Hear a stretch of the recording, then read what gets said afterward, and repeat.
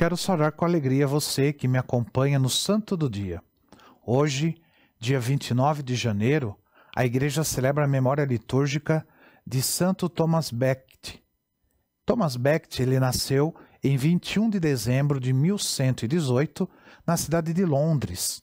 Seu pai era normando.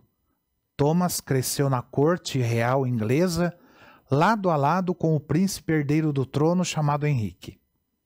Ele era um dos jovens que compunha a comitiva do príncipe e um de seus amigos assim mais íntimos.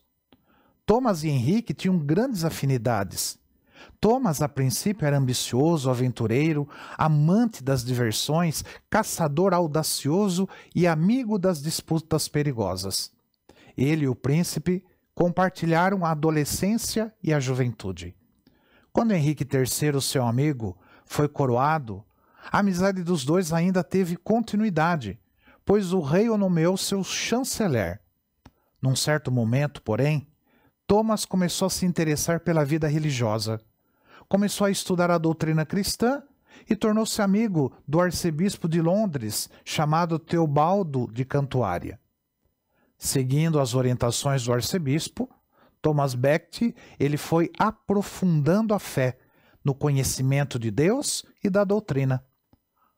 A um dado momento, concluiu que deveria deixar o cargo de chanceler para se dedicar à religião. Recebeu então a ordem do diaconato, através do bispo Teobaldo, passando a ser arcidiácono do bispo.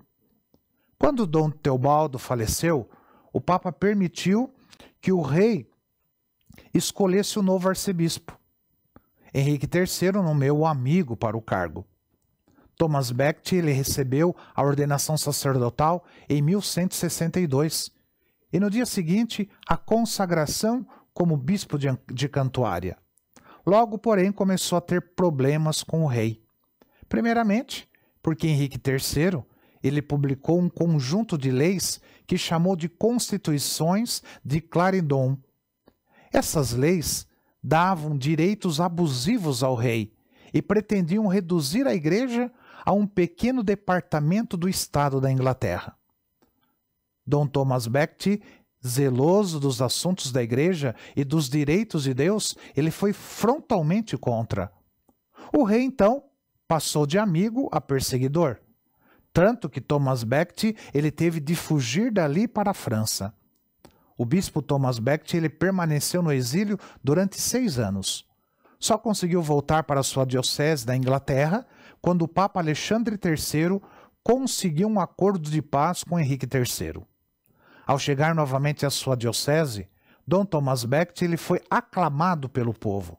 Os fiéis, com efeito, amavam-no e respeitavam muito sua integridade de homem correto e de pastor dedicado.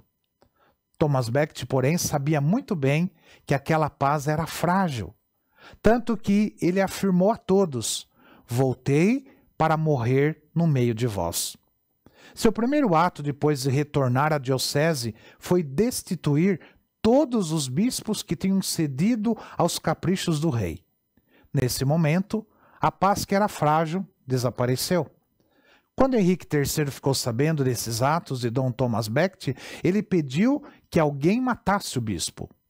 Thomas foi avisado da intenção do rei, mas preferiu não fugir outra vez e respondeu com uma frase que ficou gravada na história: o medo da morte não deve fazer-nos perder de vista a justiça.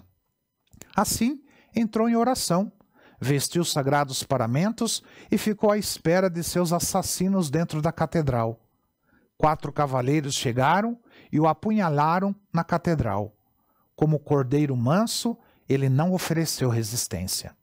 Era o dia 29 de dezembro de 1170. Assim, São Thomas Becket ele entregou sua vida por causa da justiça e da verdade de Jesus Cristo. Ele foi um mártir. Sua canonização ela aconteceu apenas 3 anos depois do seu martírio, sendo celebrada pelo Papa Alexandre III.